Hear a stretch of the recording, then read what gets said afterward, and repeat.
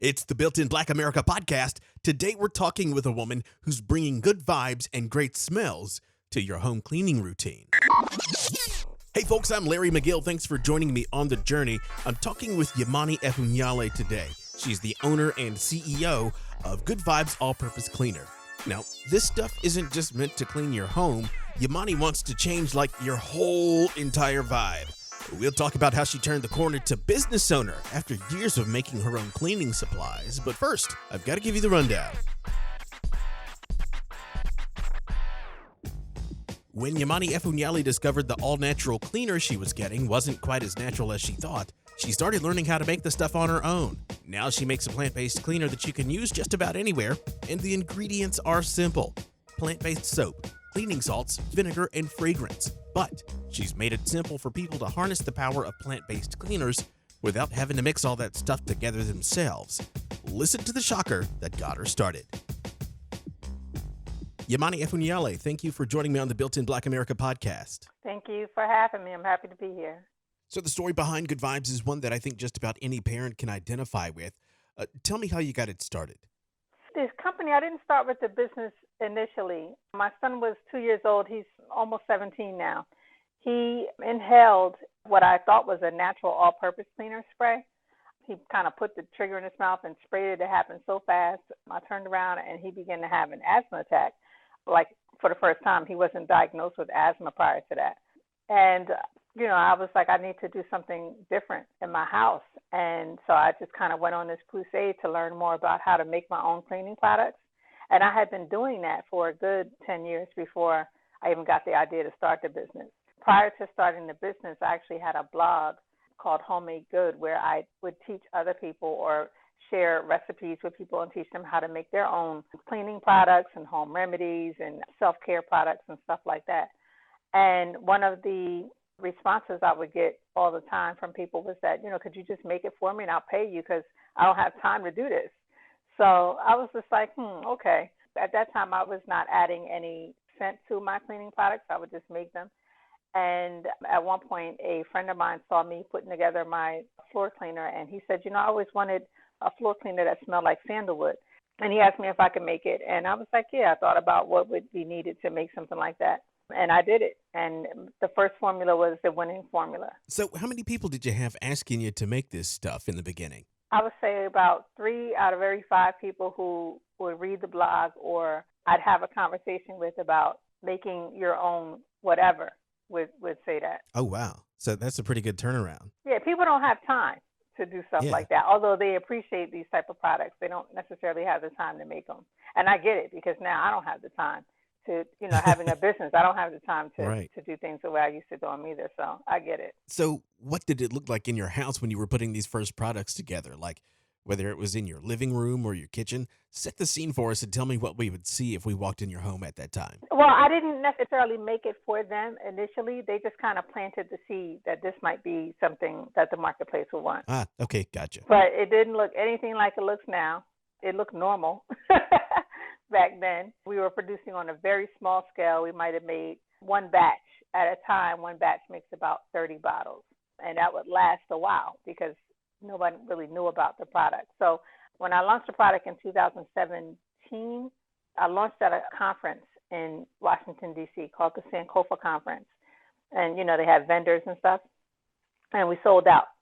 And at that point, I was like, okay, we got something special here. And maybe a month or so later, I created a website.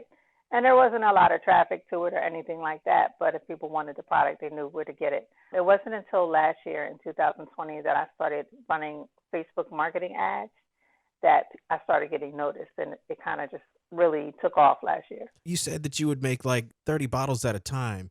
How long would it take you to go through those? Because I take it you made them up front for a few people that wanted it. And then over time, you would sell the rest of them. How long would it take you to go through those 30 bottles? Months. I think that first year we might have made probably 2 or 3 batches. You know what I mean? It wasn't popping like that.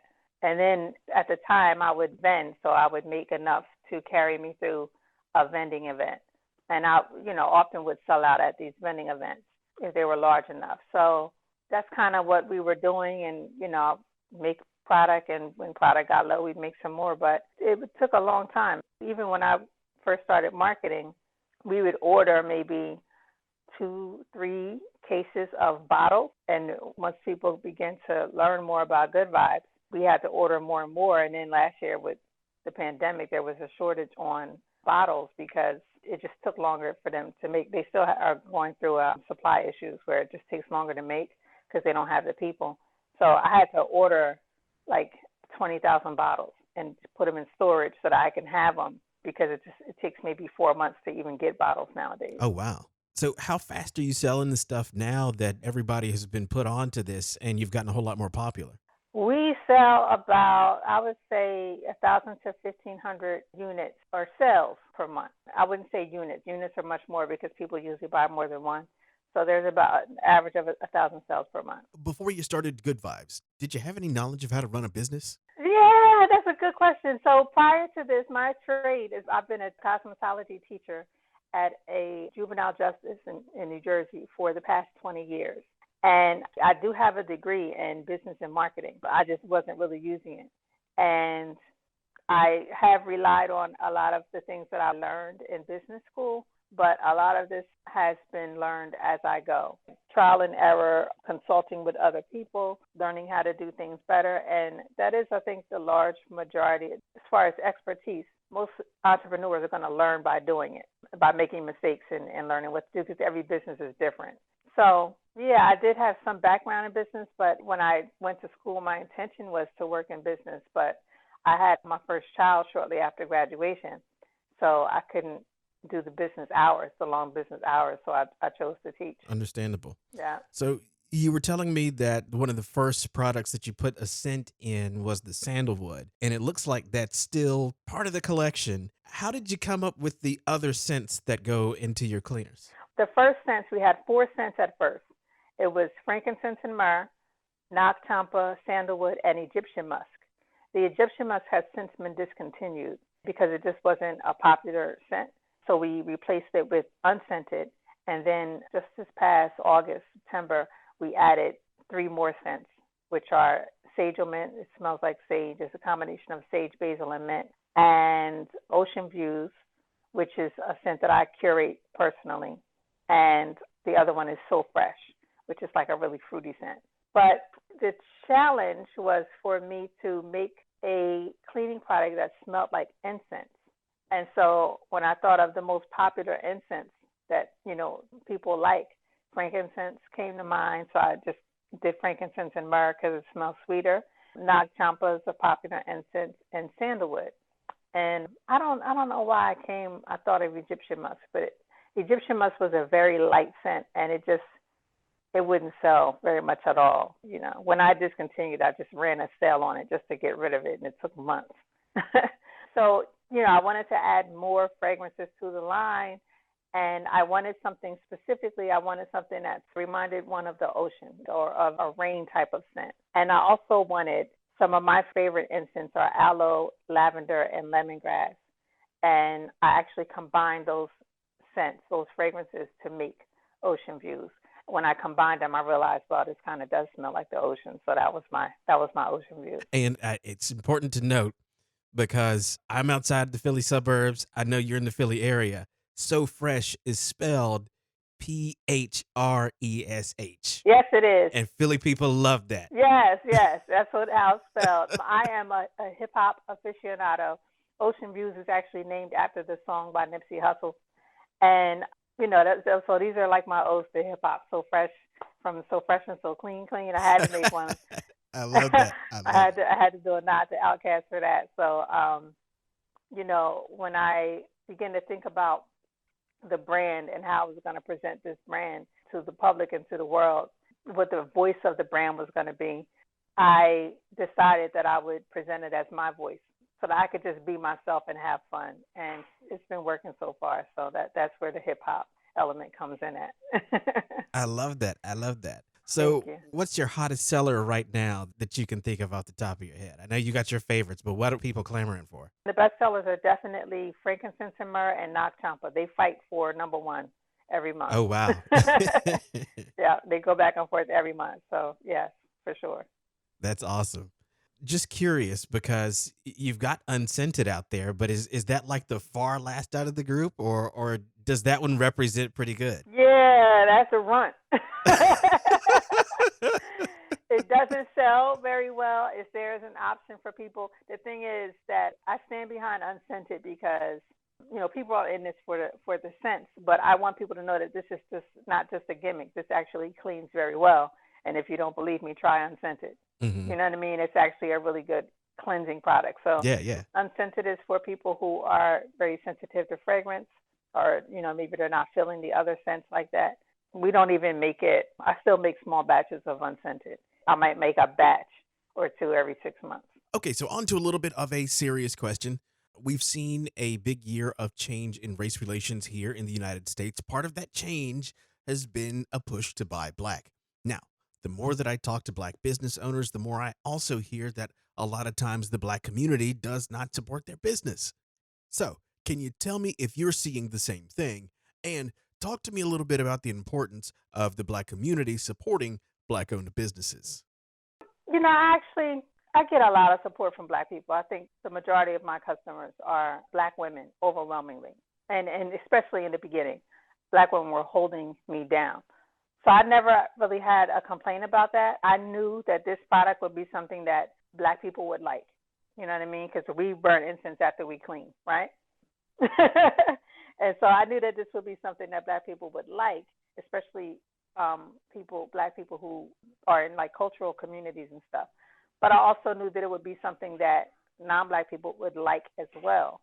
And since I began marketing, and since white Americans have taken an interest in supporting black businesses over the last year or so, the number of my white customers has increased as well. And I'm actually in a really good place. We've grown phenomenally in a year. And we keep doing better and better numbers every month. So I don't have any complaints about the support that I get from black people. They definitely stand up for me. And, when I'm marketing the product, I'm not necessarily putting my face on it. And so a lot of people don't know that it's a black-owned company until they kind of dig in. And black women get really excited when they learn that it's a black-owned company. A lot of people do, and they want to support it even more. I'm excited about that. I think it's very important for us as a people to buy products and services from black-owned companies, and I've always felt that way. For decades, I've been buying black, so I'm not new to this. When I got my first apartment when I was 26, I was determined to rent from someone who was black because I knew that the household expense, your rent or your mortgage was like the biggest expense that most people have, and I wanted my money to be recirculated in our community.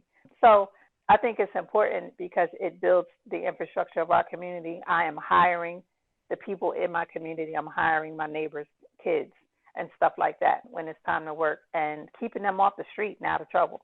You know what I mean? So that's how it kind of has a trickle-down effect. When we scale and grow, we're going to hire from our community because that's where we are. Yeah, the way trickle-down economics is supposed to work. Right.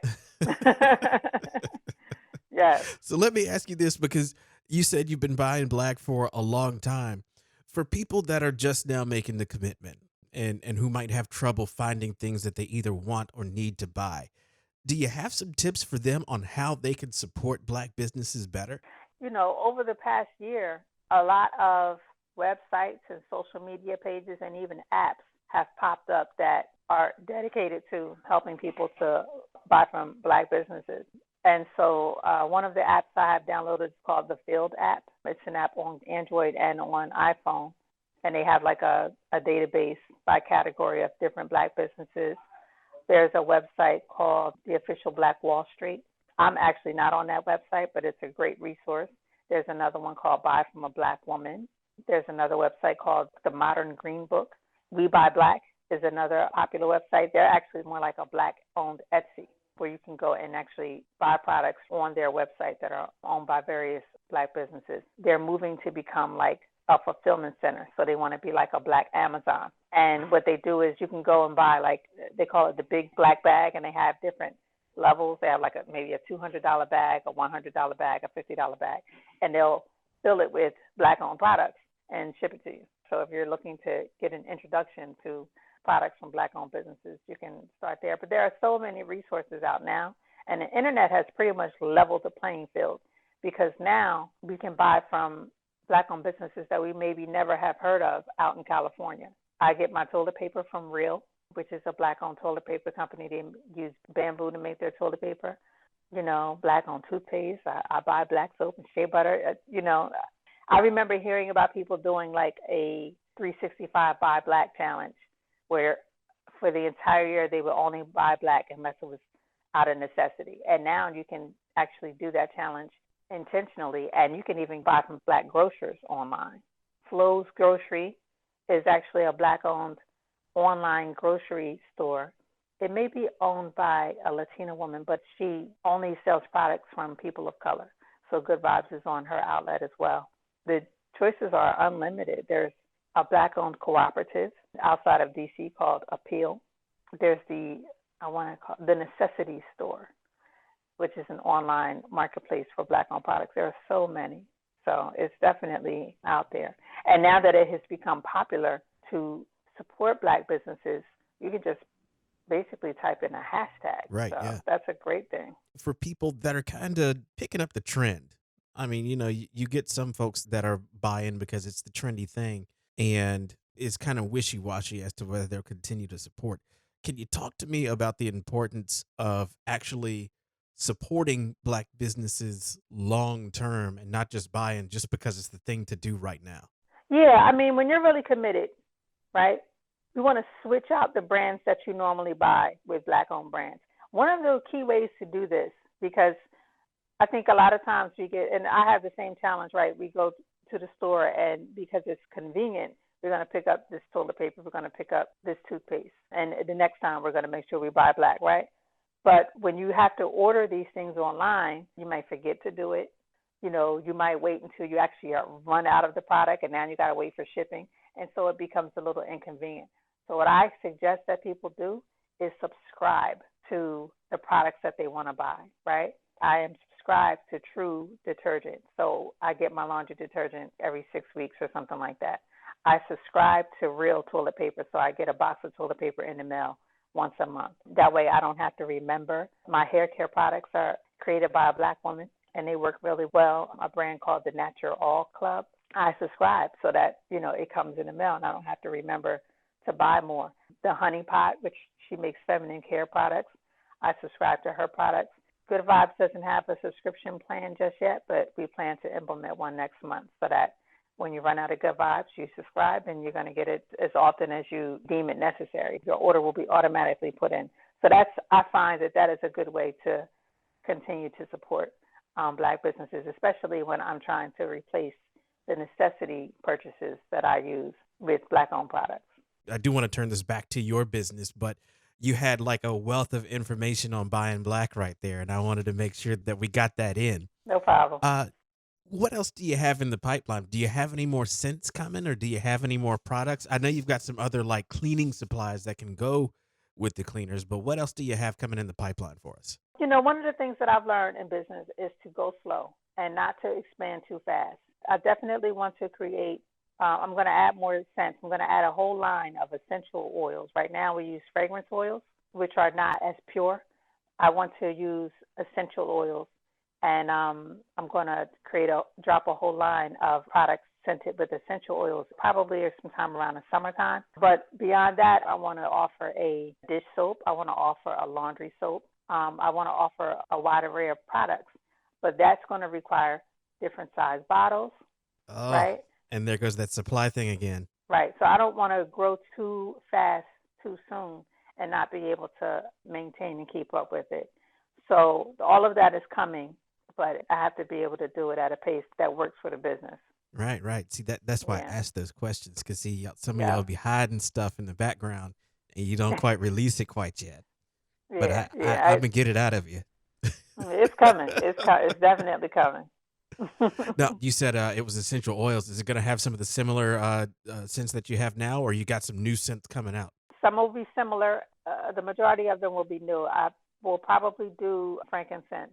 Maybe not frankincense similar, but a frankincense-based scent. I want to do a Nak Champa, but Nak Champa is not an essential oil.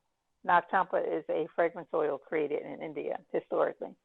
So there is a way to make a Nag Champa-like essential oil blend. So I'm trying to find someone who can curate one for me. Sandalwood won't be included because sandalwood essential oil costs an arm and a leg. It's like $1,000 for an ounce. So we're not going to be doing sandalwood. But I may add like a patchouli, maybe something with ylang ylang, and still kind of doing some research. I want them to be intentional. One of the main intentions behind Good Vibes is so that you can clean your home and change the vibe, right? So I want to continue to create intentional scents like that. So, patchouli is one of the essential oils that's used to generate prosperity and money. You know what I mean? So I want people to be able to wash their walls down with something that's going to bring some money in the house. Mm-hmm. So you can literally be where the money resides. Exactly. The money resides here. Yes, I love that. I might have to include that in the tagline. Yes, but so I definitely want to be intentional about it, and I want to make sure that people are benefiting from these scents, not just it smells like flowers. Right. And for some of these, you're gonna be able to have matching general purpose cleaner and dish soap, and maybe one or two other things too. I like my stuff to match sometimes. Okay. I'm not good at complimenting scents. Yes. So I know time is money. I don't want to take up too much more of your time, but I only have a few more questions for you. First and foremost, if anybody is looking for any kind of inspiration, do you have any kind of books or podcasts or anything else like that you could suggest that they read or listen to? That's a great question. I don't have anything in particular nothing comes to mind. I listen to audiobooks when I can because everybody's journey in business is going to be different, right? I have my own set of challenges. I have to learn things like how to create better habits, how to be more disciplined. I read or listen to audiobooks or take courses that are unique to my particular set of challenges. And so everybody's is kind of different. But one of the things I would suggest is to act on the ideas that you have, especially if you have an idea that will solve a problem that people have. And sometimes your idea may solve a problem that people didn't even know they had, right? Act on those ideas. And as you go along in your journey, you're going to learn. You're going to find material that will help you grow and be a better business person. It really just depends on what it is that the individual needs. Some people may not be the best communicator. They want to learn more about that. So I don't really have a particular book list for a business. I kind of just go, according to what I need to learn, and I might take suggestions in that vein, but I don't have anything in particular. I can't answer that question. It's really tailored. That's all right. You still had some really good words of wisdom, though, in the same vein. Yes. Go for it, man. Go for it, and you're going to learn as you go, and you're going to make mistakes as you go along. I love to give people business advice based on the stuff that no one told me.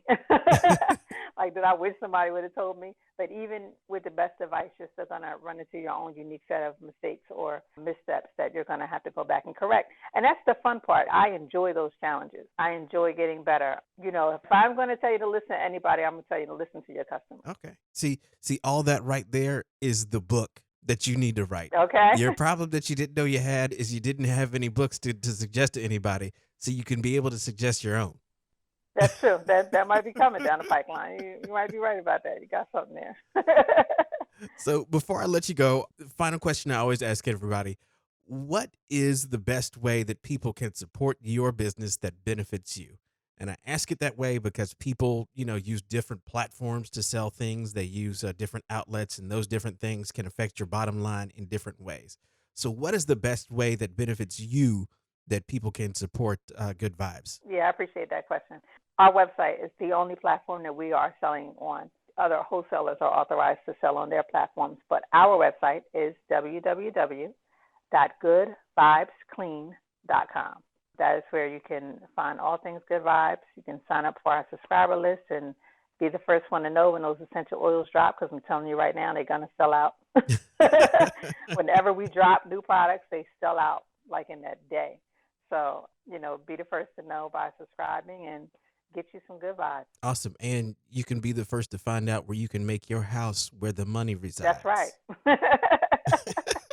Who don't want that? Exactly.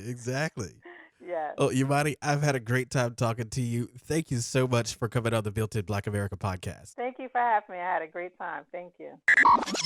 Hey, big thanks to Ymani Efunyale for coming on the Built in Black America podcast. You can check out her business at goodvibesclean.com. We'll have a link to her website and social media over on our website, builtinblackAmerica.com. Now, if you've made it this far and you're not a subscriber, go ahead and tap that button in whatever app you're listening through. We're dropping new content every week. If you want to find out more about the people and businesses we've talked about on the Built in Black America podcast, the website is simple. We've dropped it before, builtinblackAmerica.com. If you want to check us out on social media, the Instagram handle is Built in Black America, and on Twitter, it's Black America Pod. I'm Larry McGill. Thanks for joining me on the journey on the Built in Black America podcast.